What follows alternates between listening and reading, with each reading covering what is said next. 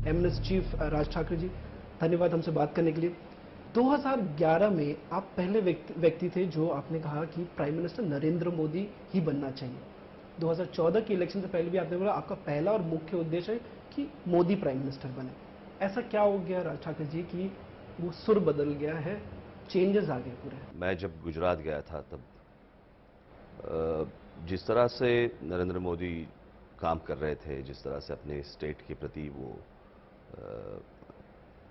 प्यार जता रहे थे या जो भी कुछ काम कर रहे थे,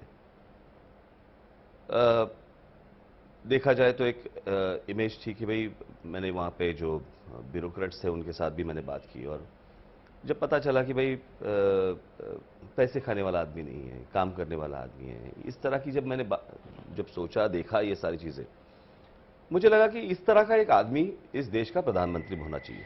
गुजरात चीफ मिनिस्टर तक ये बात ठीक थी। अब जब मैंने कहा कि नरेंद्र मोदी प्रधानमंत्री बनने चाहिए, उनकी जो क्वालिटीज जो है उसके लिए मैंने ये बात की थी। लेकिन प्रधानमंत्री बनने के बाद मुझे लगता है वो भारत के प्रधानमंत्री हैं और वो भारत के लिए सोचना चाहिए। जब उनकी सोच में मुझे लगा कि अभी तक गुजरात नहीं जा रहा है, ये तो बहुत सारे एग्जाम्पल्स है उसके लिए, ऐसी बात नहीं है कि मैं कुछ बस हवा में बात कर रहा हूं। जैसे देखा जाए तो एक 3-4 ऐसी बातें हैं, जैसे महाराष्ट्र में एक कुछ महीनों पहले जब वो प्रधानमंत्री नहीं थे तब एक नेवल की एक जमीन 250 एकड़ एक एक्वायर की हुई थी। जब वो प्रधानमंत्री बने तब वो नेवल की जमीन उन्होंने रद्द करवाई दी और वो पूरा प्रोजेक्ट वो पोरबंदर लेके गए। अगर वो पता चलता कि भाई वो तमिलनाडु लेके गए तो मैं समझ सकता कि कोई स्ट्रेटेजिक कोई चीज होगी, लेकिन वहां से उठा के आप पोरबंदर लेके जाते हैं गुजरात में। आप जब जापान जाते हैं तब आप सोचते हैं कि मुझे बुलेट ट्रेन लानी है, तो बुलेट ट्रेन जो है वो एक लंबा सफर आपका कम समय में हो, इसलिए आप बुलेट ट्रेन को यूज करते हैं ना। तो वो कैसे होनी चाहिए? वो मुंबई दिल्ली होनी चाहिए, वो मुंबई कलकत्ता होनी चाहिए, वो मुंबई चेन्नई होनी चाहिए। आप आए और अनाउंसमेंट कर दिए मैं मुंबई अहमदाबाद कर रहा हूं। यानी इसके आगे आपको कुछ सोचता नहीं क्या उस स्टेट के लिए? अहमदाबाद कैसे आपके दिमाग में आ गया? दिल्ली क्यों नहीं आया? चेन्नई क्यों नहीं आया? वो एक बात हो गई। जब हमारे प्रधानमंत्री जब यूएस गए तो ओबामा ने उनका वेलकम, केम छो मिस्टर प्राइम मिनिस्टर, केम छो। बात लैंग्वेज की नहीं है। हमारे जो प्रधानमंत्री है उनकी दुनिया भर में इमेज क्या है? भारत के प्रधानमंत्री है या गुजरात के प्रधानमंत्री है? जब मनमोहन सिंह जी भी गए थे यूएस तब मुझे नहीं याद किसी ने उनका पंजाबी में स्वागत किया है। जब अटल जी जब थे तो मुझे नहीं याद है कि किसी ने उनका हिंदी में स्वागत किया है। तो हमारे प्रधानमंत्री की बाहर इमेज क्या है? ऐसी बहुत सारी चीजें कि मुझे लगता है, देखिए हम लोग जब महात्मा गांधी जी की तरफ देखते हैं, हम लोग जब सरदार वल्लभ भाई पटेल जी की तरफ देखते हैं, हमने कभी सोचा नहीं वो गुजराती है। हम लोग जब लोकमान्य तिलक जी को देखते हैं तो कभी सोचा नहीं वो मराठी है। जब हम लोग सुभाष बाबू की तरफ देखते हैं, सुभाष चंद्र बोस, उनकी तरफ देखते हैं तो कभी लगता नहीं वो बंगाली है। हमें लगता है कि ये सारे देश के हैं। कभी लगा नहीं है किसी रीजन के हैं, किसी स्टेट के हैं, कि किसी एक स्टेट के प्रति वो अपना प्यार जता रहे। मुझे नहीं लगता। अभी जैसे वो महाराष्ट्र में आए कैंपेन के लिए, मोदी जी क्या कहा उन्होंने? दोनों जो स्टेटमेंट की वो गलत की। एक पहला स्टेटमेंट किया कि मैं महाराष्ट्र को गुजरात से आगे लेके जाऊंगा। पहली बात तो महाराष्ट्र गुजरात से आगे ही है, उसमें कोई दौरा ही नहीं। और दूसरी बात, आप प्रधानमंत्री हो, आप ये बोल कैसे सकते हो कि इस स्टेट से मैं इसको आगे लेके जाऊंगा, उस स्टेट को मैं इससे आगे लेके जाऊंगा या नीचे रखूंगा? आप जब प्रधानमंत्री हो इस देश के तो आपके लिए सारे जितने स्टेट्स हैं वो समान होने चाहिए। तो इसमें गलत क्या है मेरा? मैं नहीं बदला, मुझे लगा कि वो बदलने चाहिए थे, वो बदले नहीं, इसलिए मेरा स्टैंड बदल गया। अगर आप बीजेपी के नेता से बात करें, उनका कहना होगा कि कहीं ना कहीं उद्धव ठाकरे, राज ठाकरे अभी डर गए हैं मोदी मैजिक के कारण। इसके कारण वो आज इतना टारगेट कर, क्योंकि आप अगर देखें पॉलिटिकल रैलीज की बात करें, पॉलिटिकल रैलीज की बात करें, वहां पे लग रहा है कि आप लोग अपने पूरे पॉलिटिकल स्पीचेस सिर्फ नरेंद्र मोदी के बारे में। वो आप सुनते नहीं इसलिए आपको लगता है, क्योंकि मेरा इतना स्पीच होता है उसमें से इतनी बात सिर्फ बीजेपी और मोदी के ऊपर होती है। आपके लिए क्या है? आपके लिए न्यूज राज ठाकरे और मोदी है, आपके लिए बाकी न्यूज तो होती ही नहीं। जैसे मैंने अभी ब्लूप्रिंट निकाली, वो तो आपके लिए न्यूज तो है नहीं, ब्लूप्रिंट की बात क्योंकि करेंगे। डेवलपमेंट की बात कौन करेगा, वैसे ही होता है। और बात ये है ना, हम लोग नहीं डरे हुए हैं। आज जिस तरह से बाकी स्टेट्स में जो आज उपचुनाव जो हुए, बराबर है, उस उपचुनाव में जो भारतीय जनता पार्टी को जो एक सेटबैक मिला बहुत सारे स्टेट्स में, बराबर है, उसके लिए मुझे लग रहा है कि वो डरे हुए हैं कि ज्यादा कैंपेन यहां पे कर रहे हैं, कि ताकि हम लोग महाराष्ट्र में कुछ करके दिखाए। क्योंकि बाकी स्टेट्स में तो आपने देख लिया उपचुनाव में क्या क्या हुआ, बहुत जगहों पे बीजेपी हारी है। तो एक तरह से उनके लिए सेटबैक है। और दूसरी बात यह है कि महाराष्ट्र में उनको दिखाने के लिए कोई चेहरा है नहीं, इसलिए मोदी जी आ रहे हैं। उनकी पहली जो रैली हुई थी उसमें उन्होंने कहा कि आज अगर गोपीनाथ मुंडे जी होते तो मुझे महाराष्ट्र में सभा लेने की जरूरत नहीं होती। इसका मतलब क्या है कि जितने भी आज लीडर्स बीजेपी के, उन्होंने बाला साहब की बात भी की, और क्योंकि बाला साहब के बारे में वो कुछ नहीं बोलेंगे, सेना के बारे में कुछ नहीं बोलेंगे। तो ना बोले, मुझे क्या लेना देना, वो किसके बारे में बात करे किसके बारे में बात ना करे, मुझे क्या लेना देना। देखिए, मैं पहले भी उनका एक प्रशंसक था, आज भी मैं उनका एक प्रशंसक हूं कि वो देश की तरफ देखे और देश को आगे लेके जाए। अभी ये समय किसी प्रांत को देखने का नहीं है। वो जापान में गए, जापान में जाने के बाद वहां पे कुछ एक सिटी में गए और आने के बाद कहा कि ये सिटी में जो मैंने देखा है वो मैं वाराणसी में लाना चाहता हूं। आपकी कॉन्स्टिट्यूंसी है, इसलिए ये प्रधानमंत्री को शोभा नहीं देता कि आप एक कॉन्स्टिट्यूंसी की बात करें, आप एक स्टेट की बात करें। आपके लिए सारे स्टेट समान होने चाहिए। आप देश की तरफ देखिए, मुझे कोई आपत्ति नहीं है। एक बहुत सालों के बाद एक अच्छा प्रधानमंत्री अगर इस देश को मिला है तो मुझे लगता है वो देश की तरफ देखे ना।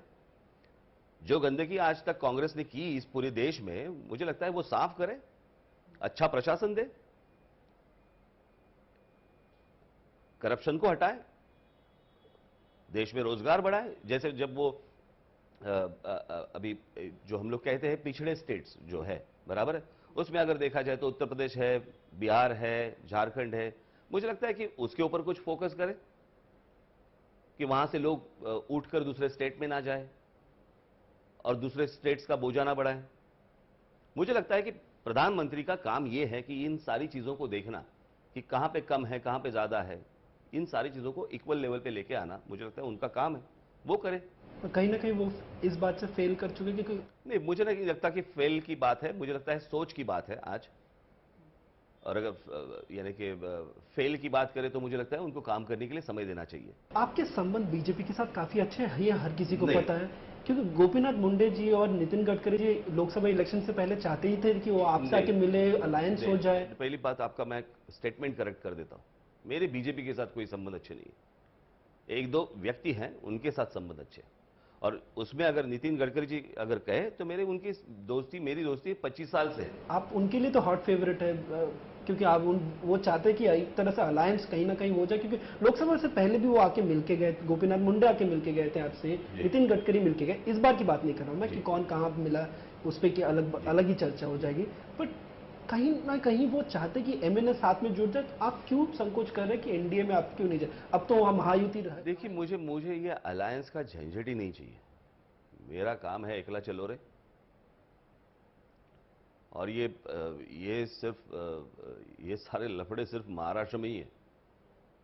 आज अगर पूरे देश की तरफ अगर आप एक नजर डालें तो आपको पता चलेगा कि गुजरात में एक की सरकार है, मध्य प्रदेश में एक आदमी की सरकार है, कर्नाटक में एक आदमी की सरकार है, पंजाब में है, राजस्थान में है, दिल्ली में है, दिल्ली में अभी तक नहीं है लेकिन वो होगा, पश्चिम बंगाल में है, झारखंड में है, तमिलनाडु में है, गोवा में है।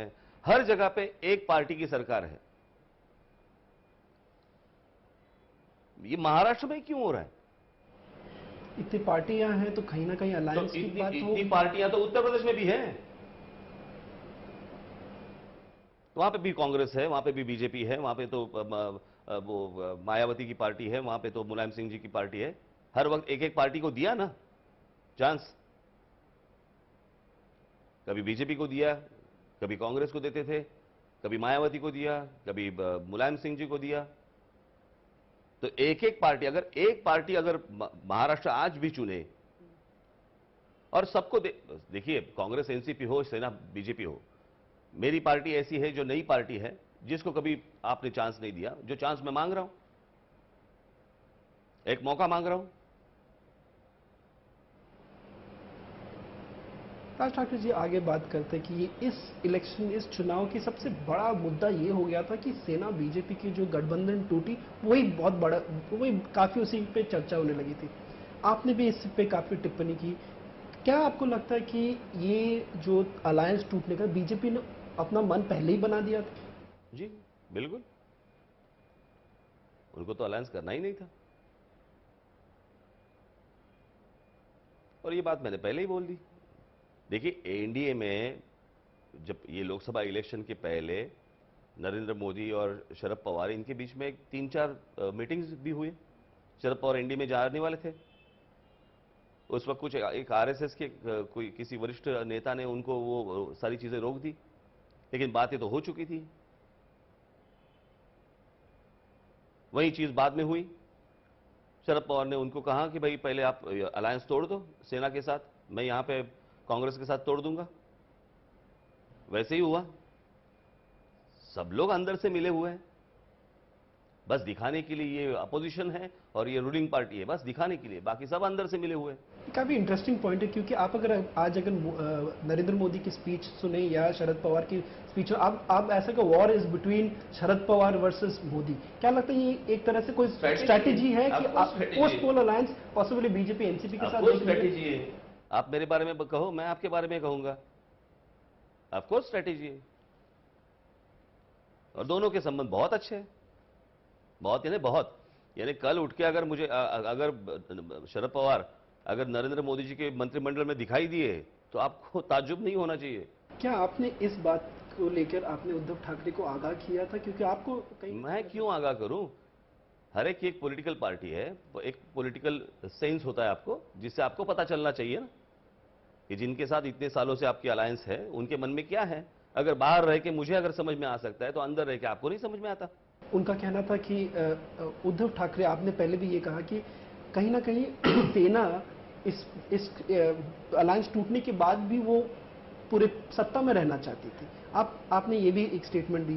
क्या आपको लगता है कि एक तरह से सेना बहुत डेस्परेट थी ये अलायंस के लिए? नहीं, कैसे है, देखिए, सारी तैयारियां हो चुकी थी। वो जो शोले में डायलॉग है ना, सारी तैयारियां हो चुकी, पिस्तौल जेल में आ चुका है, वैसे सब कुछ हो चुका था इनका।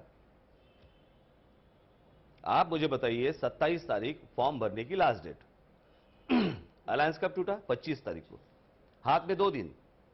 2 दिन में इनको सारे उम्मीदवार मिल गए। एक उम्मीदवार का एक लीगल फॉर्म होता है पार्टी का, ए फॉर्म है और बी फॉर्म। ये 2 फॉर्म्स होते हैं जिससे पार्टी का ये लीगल कैंडिडेट है, ऐसे बताया जाता है आपकी इलेक्शन कमीशन को। 2 दिन में आपके सारे फॉर्म भी बढ़ गए, आपके उम्मीदवार भी आपने तय कर लिए 2 दिन में। ये 2 दिन की प्रोसेस है। सबके उम्मीदवार पहले से तय हो चुके थे, सारी चीजें हो चुकी थी, और बस तोड़ दिया।